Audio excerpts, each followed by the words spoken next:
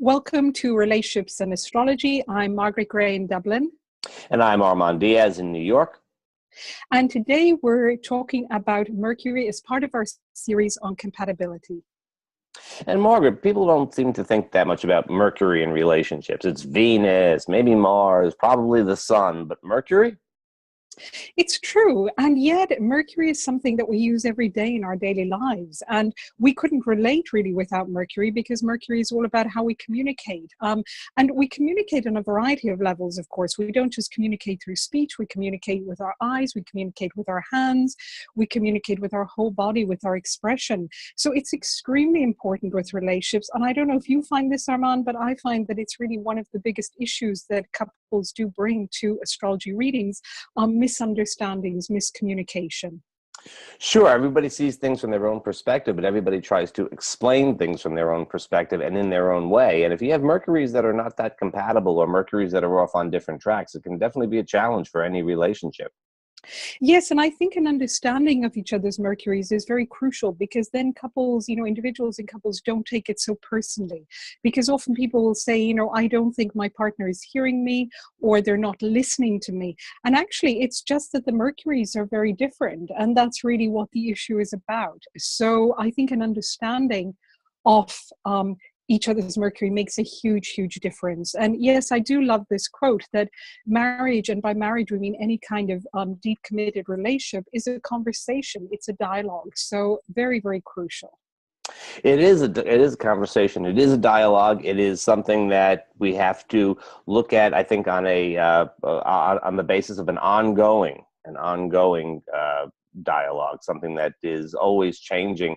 And as people have even transits to their Mercury and so on. I think that, all of a sudden, if the Uranus transit comes around, the person may all of a sudden start being much more abrupt in their communication. With Saturn, they may start to become a little bit less likely to share information, things like that we have to consider too. Absolutely. And to remember that Mercury also is the translator for both the moon, which we talked about in our last video on the importance of the moon in terms of emotions. It's also the translator for the other planets in our chart. So very important to be aware of how well is our Mercury functioning at the moment, or as you mentioned, what kind of transits are going on to our Mercury at the moment, and how might that affect our relationships. So let's look at some charts. We have 3 charts to look at, 3 series of charts. And, interestingly, there are really bad times for just about everybody. We don't have solid birth times for a lot of the folks here.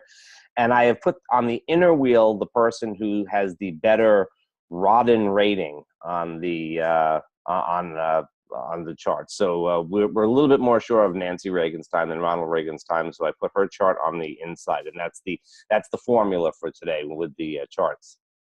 Thank you, Armand. And one of the first things, of course, that struck me is that her Sun and Mercury are conjunct. And, for anybody who's not too familiar with astrology, Mercury can never be any further than 28 degrees from the Sun. So usually we have our Mercury either in our Sun sign or the sign either side of our Sun sign. And we'll talk a little bit about how that's different. But here we have a chart with Nancy has a Mercury in water, and then her husband had a Mercury in Earth. Now, I would say these two are fairly compatible because Earth and water have in common that they're not terribly fast Mercuries, which means that they really need to ponder on things a little bit. And because both need to do that, it means that neither is likely to jump in before the other in terms of communication, so that both give each other time to kind of listen, to digest and process. Now, of course, the Mercury in water, its strength, it's really its ability to feel things. So it's really kind of picks up information. It reads between the lines. That's really what Mercury in water does. Would you agree? Yes, and it is a very emotional type of approach. And it of course, Nancy Reagan had 4 planets in Cancer, so very, very much tuned into the emotional side of things. And it's that Cancerian sort of protective and somewhat, in addition to being protective, security oriented, a little bit our group, our clan, our family. And so that seems to have been very much part of the style of communication, would have been very much tuned into that. On the other hand, Reagan's, with Ronald Reagan, with his Mercury in Capricorn, it's much more, it's slow, like the Mercury in Cancer, but it's also very practical. It's very earthy. It's sort of a one step at a time, like, but here on the ground type of Mercury. Yes, and I find with Mercury and Earth, particularly in Capricorn, that really they like very concrete examples. For example, children with Mercury and Capricorn in school are more likely to learn if the teachers give very concrete, factual examples, which is very different to, say, Mercury and Air. Now, the interesting thing is that, of course, he has his sun in Aquarius. So there's quite a difference between a Mercury in Capricorn and a sun in Aquarius. However, he does have Uranus right next to his Mercury. So that may give some compatibility. Otherwise, there's a little bit of a difference between how he would communicate and his process of thinking versus how he is in the world and takes action in the world, because the sun in Aquarius, of course, is very fast. So I imagine there are some differences there. I also want to point out that his Neptune is right next to Nancy's Mercury. And I think that there is a little, and it's more or less opposite his Mercury as well. And I think that there's a little bit with that of the ability to sort of hear what you want to hear. Yes, I think that can be, and there could be a little bit of confusion at times as well. So that's quite interesting. It's very interesting having their Mercury in opposite signs. So it's how to find a balance somewhere in the middle, how to integrate those two. How to find a bridge between them. And I think that's the important thing with couples, is always with Mercury's, is Mercury itself is kind of a bridge. And so how can both Mercuries be activated in order to create a bridge between each other in terms of communication? Yes, I think and I think that opposite signs, people should recognize that opposites are not necessarily incompatible or even like a particularly difficult type of relationship for really any planets, but certainly Mercury. There's a different perspective, but we're sort of talking on the same wavelength from a different point of view. And I would point out as well that his sun and her sun are exactly quincunx to each other in signs that people would say were not very compatible, Aquarius and Cancer, and yet they got along just fine, obviously, for a very long marriage. Absolutely. Very, very, very interesting charts, I have to say. So who do we have next? We have Linda McCartney. Yes, yes. I mean, another couple who really were together for very many years until, sadly, of course, she passed away. And here we have two Mercuries in Air, which is very interesting because, of course, they were so involved in music, wrote music, played music together. And his Mercury is, again, we have a Sun-Mercury conjunction, this time in Gemini. And whereas we have, even though they're not conjunct, she has both Sun and Mercury in Libra. What are your thoughts about this couple and their communication? It must have really been really quite natural because in addition to the Mercuries, the Sun ties in together. His Sun is exactly trine her Mercury. Her Jupiter, Linda's Jupiter, is sort of right between his Sun and Mercury. There is so much there in terms of harmonious energies, the ability to sort of talk things out, to let things go. Gemini is ready to sort of generate possibilities and just sort of chat things, and Libra is going to sort of harmonize things and take disparate statements and sort of put them on the scale and see where each one goes. Very, very harmonious charts. I think also too that I like very much that his second group after the Beatles, he called it Wings, and that's a very Gemini mercurial type of name for a group, isn't it? I so agree. And I think the thing about Air is, in many ways, I think our educational system is built around Mercury and Air because it's very much about that ability to memorize information, retain it for a short period of time, be able to do exams very easily. It's that kind of logical left brain activity that really works very well for our educational system. I think the difference between Mercury in Libra and Mercury in Gemini is that Mercury in Libra can be really the diplomat, and you mentioned the word harmonious. I think That's very much Mercury in Libra, so very good at any kind of communication that requires a degree of diplomacy.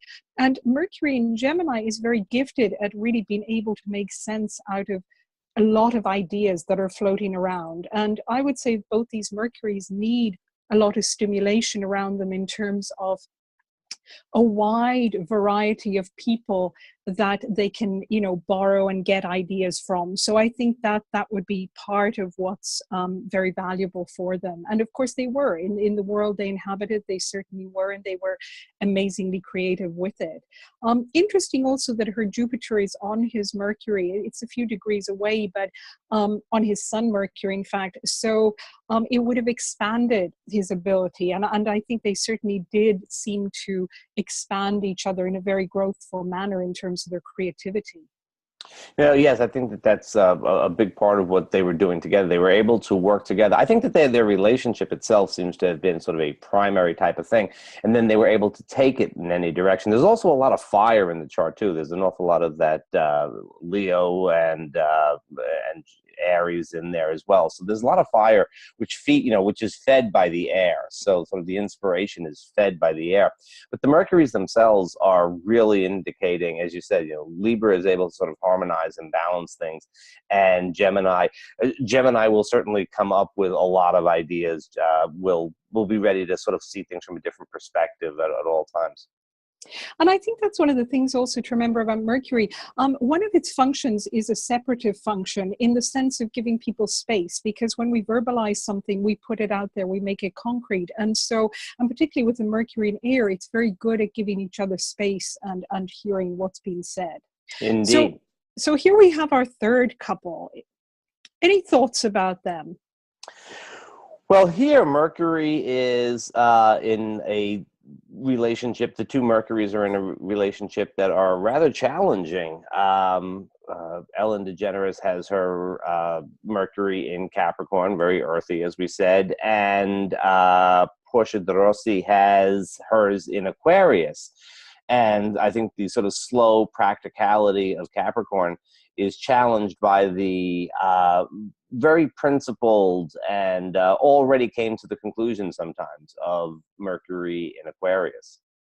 I was wondering about that too, and they seem extremely happy together over quite a period of time. So that was so interesting. But one of the things that struck me is that Mercury in Capricorn can have an absolutely amazing sense of humor, which of course is how Ellen is. And the importance of Mercury in terms of humor and laughter with couples, that really can be one of the most powerful bridges that Mercury can help create between charts. And so I wonder if they share a sense of humor, if that's actually where the bridge occurs, that they can laugh at themselves and at the relationship, and therefore create something between those two very different Mercuries.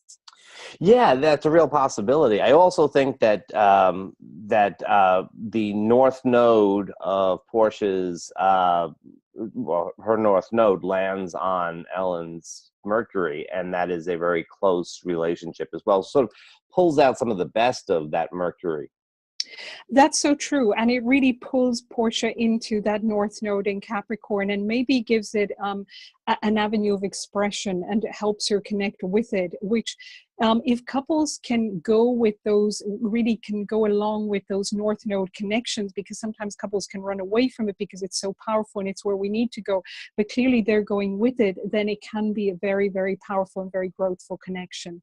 So I gather we're coming to the end of our time together yet again. My goodness, that flew by. And before we leave you, here is one last quote by one of my favorite authors, by the way, who's written an amazing book called about relationships called The Eden Project, In Search of the Magical Other, James Hollis.